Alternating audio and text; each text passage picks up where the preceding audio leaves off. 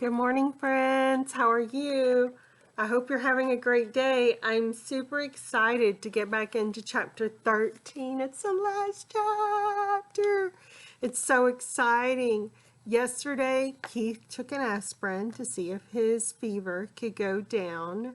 And he's just laying in bed. He took the aspirin, by the way, that Ralph brought him in the middle of the night, and then he had one in the morning. And I thought yesterday, as we're reading this chapter, oh, if this were happening in real life right now, we would be saying, oh, does he have coronavirus? But back whenever this book was written, oh, so long ago, 50-something years ago, there was no such thing as the coronavirus or COVID-19.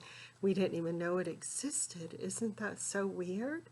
So Keith is laying in bed and his dad says, so do you want anything to eat? And he's like, no, I'm good. And then he remembers, oh, the mouse hole. I've got to feed them. And so he says, bring me some toast and some jelly and some juice. And so he's being a good friend. Are you a good friend? I hope you're a good friend. I love the example of Keith and Ralph in this story. Let's read some more on chapter 13. Your appetite seems to have come back in a hurry, remarked Mr. Gridley as he picked up the telephone and asked to be connected with room service to order what he thought was breakfast for his son. As soon as the adults had gone, Ralph popped into the room. Hey, Keith! Hi! Thanks a lot for the aspirin. It really helped. I'm sorry. Ralph popped into the room and Keith said, hi! Thanks a lot for the aspirin. It really helped. That's all right, answered Ralph. Where did you find it? Keith was curious. Do you remember where he found it? Ralph says, under a dresser down on the first floor. The first floor? Keith could not believe it. How did you manage to get it up here? Once more, Ralph told the story of his night's adventures, skipping the part about the drinking glass. What part about the drinking glass do you remember? Remember when Ralph got stuck under the glass in the teacher's room and she went like whoosh and put him outside and he got stuck on that vine? I'm glad that he made it.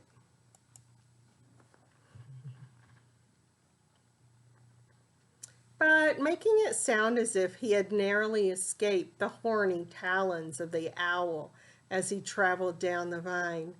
Golly, Keith was amazed at Ralph's story. You know what? You're a pretty smart mouse, and you're a brave one, too.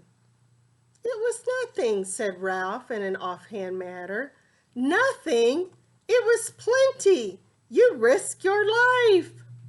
So Keith is very impressed at Ralph's skills. The boy's admiration and gratitude made Ralph feel even prouder of what he had done. I parked your ambulance out in the hall, he said, wanting Keith to know how responsible he was. Why would Ralph make it a point to make Keith know that, hey, I was responsible? I put your I put your ambulance outside in the hallway. Because remember what he had lost?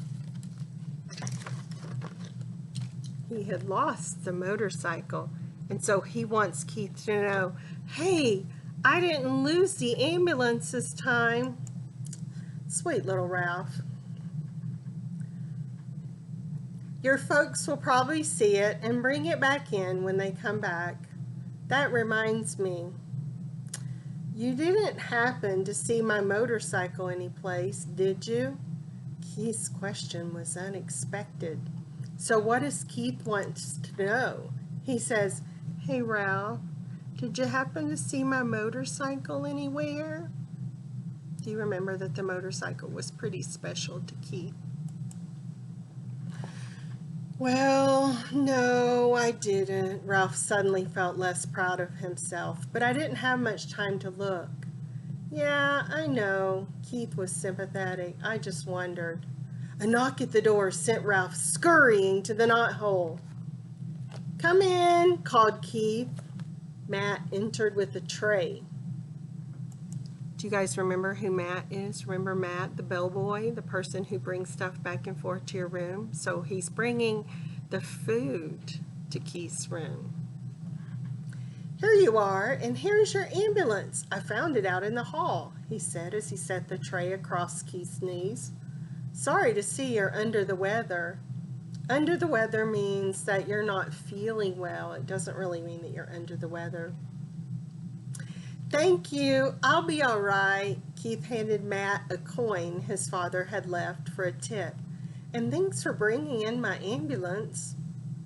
Matt pocketed the coin. Thank you, he said. And by the way, this doesn't happen to be yours, does it? What's he going to pull out of his pocket? I can't wait to see. He pulled the little motorcycle out of his pocket. Ralph was so excited he almost fell out of the knothole. Hey! Keith sat straight up, rocking the orange juice in his tray. It sure is. Where did you find it? Oh my word, my friends. Matt, the bellboy, had the motorcycle. How exciting is that? Keith is like, where in the world did you find it? In a hamper of linen that had been chewed by mice or by a mouse. It fell out when the housekeeper was showing us the damage that had been done. I picked it up before anyone noticed it. Gee, thanks a lot. Keith accepted the motorcycle and set it on his, look, there's Matt, and there's the motorcycle. He looks so excited, doesn't he? He set it on his tray. It's my favorite. I didn't like losing it. I wonder how it got into the hamper of linen, mused Matt. Keith grinned, but said nothing. Does Keith know how it got into the hamper of linen clothes? Yes, he does, because Ralph had told him, but shh, he's not going to tell anything. Let's see what happens. Keith tried not to laugh. I don't know any irresponsible mice, he said. Only one responsible mouse. Say, how did you guess? Oh, I skipped a part. Keith grinned but said nothing. Old Matt rubbed his chin and stared at the ceiling. I don't suppose a certain irresponsible mouse happened to ride it into a pile of sheets and pillowcases and get tangled up and dumped in the hamper. Matt is basically telling the story of what happened, and Keith says, I don't know any irresponsible mice. I only know a responsible one. How did you guess?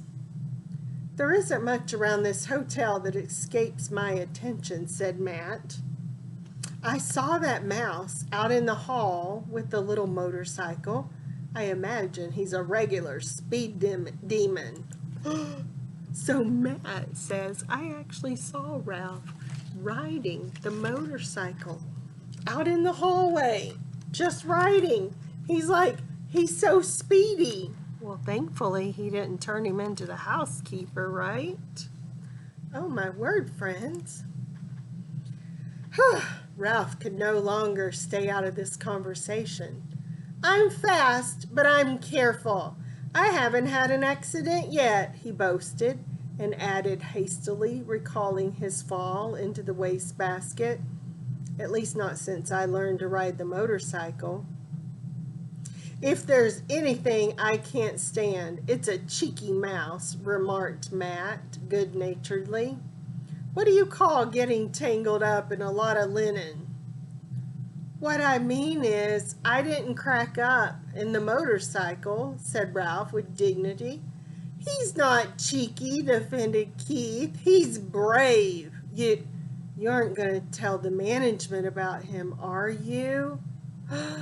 So Keith is like, you're not going to tell on Ralph, are you? What's the use, said Matt.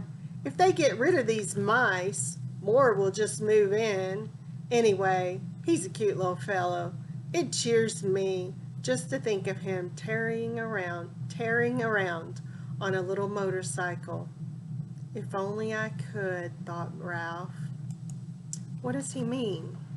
So Matt is like, nah, I'm not gonna tell on him because he's a cute little mouse and he just rides around on that motorcycle. I think it's so cute. And Ralph is sitting over there and he's going, wah, wah. If only I could ride the motorcycle. Do you think Ralph will get to ride the motorcycle again? We'll have to read tomorrow to finish up the chapter and see. Stay tuned, friends. It's gonna be good.